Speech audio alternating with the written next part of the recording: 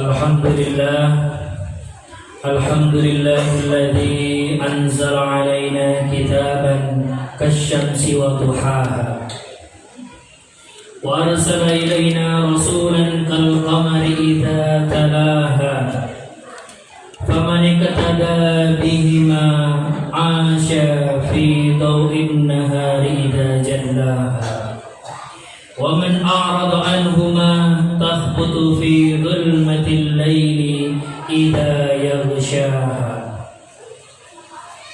Wassalatu wassalamu ala sayyidina Muhammadin abduhu wa rasuluh alladhi akhbarahu rabbuhu annahu ahlaka thamuda bitaqwaha wa annahu subhanahu wa ta'ala la yakhafu 'uqbaha wa sallallahu alaihi wa ala alihi wa ashabihi wa atba'ihi man ittaba'a hawahu wa hada amma ba'du.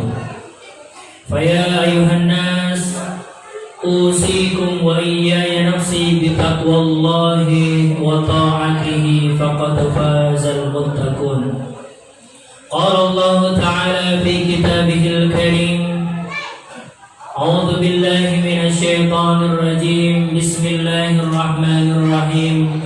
Ya ayyuhalladzina amanu taqullaha haqqa tuqatih wa la tamutunna illa wa antum muslimun. Hadirin sidang salat Jumat yang senantiasa dirahmati oleh Allah Subhanahu wa taala. Pertama-tama mari kita kirimkan rasa syukur dan terima kasih kita kehadirat Allah Subhanahu wa taala atas limpahan nikmat dan karunia-Nya kita bisa berkumpul, bersilaturahmi dan menegakkan salah satu syariat Allah Subhanahu wa taala, yakni menunaikan salat Jumat berjamaah. Semoga apa yang kita laksanakan dihitung sebagai pahala dan ibadah di sisi Allah Subhanahu wa taala. Salawat dan salam tak lupa kita kirimkan kepada baginda Nabi besar Muhammad sallallahu alaihi wasallam yang telah membawa umat manusia dari zaman kegelapan menuju zaman yang terang benderang dengan cahaya Islam. Semoga kita semua tergolong sebagai umat beliau, sebagai pengikut beliau yang mendapatkan syafaatul uzma pada hari kiamat kelak. Amin amin ya rabbal alamin. Hadirin yang dirahmati Allah Subhanahu wa taala, dalam Al-Qur'an surat Al-Jumu'ah Allah Subhanahu wa taala berfirman, Bismillahirrahmanirrahim. Huwallazi ba'atha fil ummiyina rasulan minhum yatlu 'alaihim ayatihi wa yuzakkihim wa yu'allimuhumul kitaba wal hikmah wa in kanu min qablu lafi dhalalin mubin. Yang artinya Allah Subhanahu wa taala mengutus di tengah kaum bangsa Arab, di tengah umat manusia, rasulan min anfusihim, yaitu seorang rasul dari kalangan manusia itu sendiri. Yatlu alaihim ayatihi, yang mana rasul tersebut membacakan kepada umat manusia ayat-ayat Allah Subhanahu wa taala, wa yuzakkihim, kemudian mensucikan umat manusia, wa in kanu min qablu lafi dhalalin mubin, meskipun umat manusia ketika itu sedang dalam kesesatan yang nyata. Hadirin yang dirahmati Allah Subhanahu wa taala, Rasulullah sallallahu alaihi wasallam diutus ke muka bumi ini sebagai penerang, sebagai utusan dari Allah Subhanahu wa taala yang diutus oleh Allah untuk membawa umat manusia minadh dhulumati ilan nur, dari kegelapan menuju zaman yang terang benderang. atau yang biasa kita kenal dengan dari zaman jahiliyah menuju zaman yang mahiriyah, zaman yang penuh dengan kecerdasan, zaman yang penuh dengan intelektual. Meskipun demikian, Allah Subhanahu wa taala mengutus Rasulullah sallallahu alaihi wasallam ke muka bumi ini dengan syariat-syariat yang tidak memberatkan umat manusia. Karena Rasulullah sallallahu alaihi wasallam sendiri disifati sebagai azizun alaihi ma anittum. Rasulullah merupakan sosok yang tidak tega atau tidak suka melihat umatnya merasa kesulitan. Makanya dalam syariat Islam itu banyak amalan-amalan yang jika dibandingkan syariat sebelumnya itu terlihat sangat mudah. Hadirin yang dirahmati Allah Subhanahu wa taala, seorang ulama Makkah yang bernama Sayyid Al-Alawi Al-Maliki, beliau menulis sebuah kitab berjudul Khasaisul Ummatil Muhammadiyah, kekhususan umat Nabi Muhammad sallallahu alaihi wasallam. Di antaranya kata beliau adalah bahwa Allah Subhanahu wa taala memberikan banyak sekali keringanan kepada umat Islam, baik itu dari syariatnya atau dari ajaran-ajarannya. Contohnya yang pertama adalah Allah Subhanahu wa taala memberikan syariat kepada kita yang sangat mudah. Contohnya, dulu sebelum umat Islam ada, itu agama-agama sebelumnya, baik agama Yahudi ataupun agama Nasrani, dahulu mereka ketika pakaiannya terkena najis ataupun terkena hal-hal yang bisa menodai kesucian toharah mereka itu biasanya langsung memotong pakaian yang terkena najis tersebut. Jadi kalau mereka dulu ketika mau sembahyang itu salah satu pakaiannya terkena percikan air seni misalnya atau air kencing, itu mereka langsung memotong bagian yang terkena najis tersebut. Nah, hal ini sebagaimana diriwayatkan dalam sebuah hadis, Rasulullah SAW bersabda, "Kanu idza asabal baulu jasada ahadihim qata'u thiyabahu." Mereka itu dulu kalau misalnya pakaiannya terkena najis, mereka akan memotong pakaian yang terkena najis tersebut. Nah, sedangkan kita umat Islam sangat dimudahkan dengan syariat. Kalau kita dikenai najis ataupun kita terkena hal-hal yang bisa membatalkan kesucian pakaian, kita dicukupkan untuk mencuci bagian yang terkena najis itu saja. Kemudian yang kedua, kata Imam Al-Alawi Al-Maliki, di antara syariat yang mudah yang diberikan oleh Allah Subhanahu wa taala kepada umat Islam adalah ditemaninya orang-orang atau istri yang sedang mengalami haid.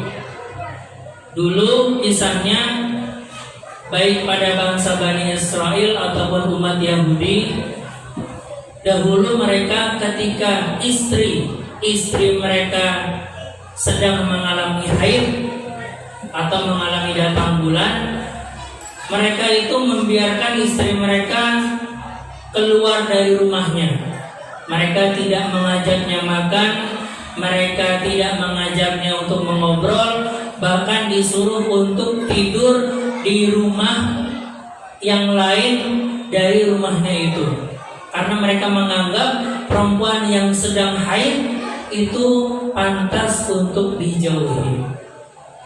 Nah, syariat Islam mengatakan kalau misalnya seorang istri sedang haid, itu tetap diajak makan bersama, tetap diajak untuk ngobrol bersama, bahkan dalam hal berhubungan badan pun syariat Islam masih mengajarkan, membolehkan kita untuk berhubungan dengan istri kita selama itu di antara pusar dan lutut, artinya berjaga-jaga agar tidak melakukan hubungan yang lebih intim lagi. Itulah syariat yang diberikan oleh agama Islam dari Allah Subhanahu wa taala. Kemudian yang ketiga, Allah Subhanahu wa taala memberikan syariat yang mudah. Sebagai contoh yang lain adalah orang yang ingin bertaubat itu dicukupkan dengan beristighfar kepada Allah Subhanahu wa taala. Dahulu dalam Al-Quran disebutkan ketika bangsa Bani Israel atau orang Yahudi mereka menyembah patung anak sapi atau yang disebut dengan al-ijlu, mereka diperintahkan oleh Nabi Musa untuk membunuh diri mereka sendiri. Jadi ketika mereka sudah menyembah patung anak sapi, kemudian mereka ingin bertaubat, Nabi Musa alaihissalam menyuruh mereka untuk membunuh diri mereka sendiri sebagai bentuk taubat kepada Allah Subhanahu wa taala. Begitupun kalau mereka berbohong, mereka dipotong lidahnya. Kalau mereka berzina, mereka akan dikebiri. Ketika mereka memandang perempuan lain jenis, mereka akan dibutakan penglihatannya. Nah, itu syariat-syariat terdahulu. Tapi kalau dalam syariat Islam, orang yang melakukan dosa atau orang yang ingin bertaubat cukup untuk menyesal, berjanji untuk tidak mengulangi lagi, kemudian beristighfar kepada Allah Subhanahu wa taala. Hadirin yang dirahmati Allah Subhanahu wa taala, kemudian yang keempat adalah tidak dihitungnya apa yang terbersit dalam hati kita. Dahulu sebelum datangnya agama Islam, agama-agama sebelumnya, ketika mereka berpikir tentang sesuatu atau dalam otak mereka terbersit sesuatu berupa dosa ataupun yang lain-lain, Allah Subhanahu wa taala langsung menghukumi hal tersebut sebagai perbuatan dosa. Jadi kalau dulu mereka berpikiran hal-hal yang kotor, maka itu dihitung sebagai dosa di sisi Allah Subhanahu wa taala. Tapi umat Islam kita diuntungkan dengan kalau kita berpikiran hal-hal yang buruk ataupun terbersit dalam hati kita hal-hal yang kotor, itu tidak langsung dihitung sebagai dosa oleh Allah Subhanahu wa taala. Hal ini sebagaimana dijelaskan dalam sabda Rasulullah sallallahu alaihi wasallam, "Innallaha tajawaza li ummati amma waswasat aw tahaddatsat bihi anfusuna ma lam ta'mal bihi aw takallama."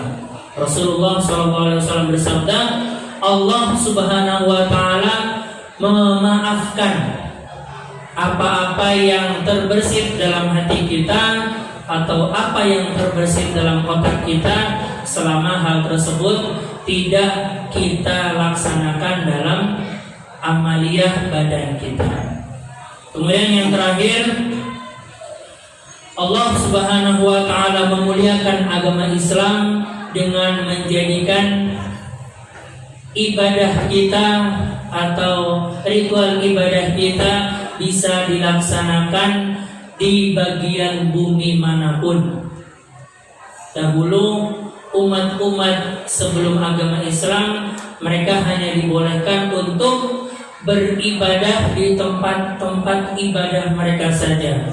Orang Kristen hanya boleh ibadah di gereja, orang Hindu hanya boleh ibadah di kuil saja, orang Buddha hanya boleh beribadah di wihara saja, orang Yahudi hanya boleh beribadah di sinagog saja. Tapi umat Islam, kita mau sholat di padang rumput boleh, kita mau sholat di rumah boleh, kita mau sholat di masjid justru lebih boleh. Hanya saja Rasulullah SAW memberikan batasan, boleh dilakukan di mana saja kecuali di kamar mandi, di atas kuburan dan lain sebagainya. Ada beberapa pengecualian.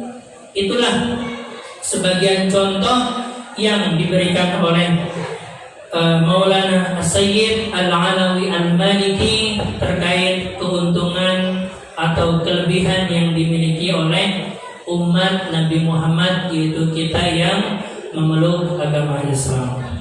Barakallahu li wa lakum fil Qur'anil azim wa nafa'ani wa iyyakum bima fihi minal ayati wa dzikril hakim wa taqabbala minni wa minkum tilawatan innahu huwas samiul alim. Aqulu qawli hadha wa astaghfirullah li wa lakum wa lisairil muslimin wal muslimat wal mu'minin wal mu'minat min kulli dhanb fastaghfiruhu innahu huwal ghafurur rahim.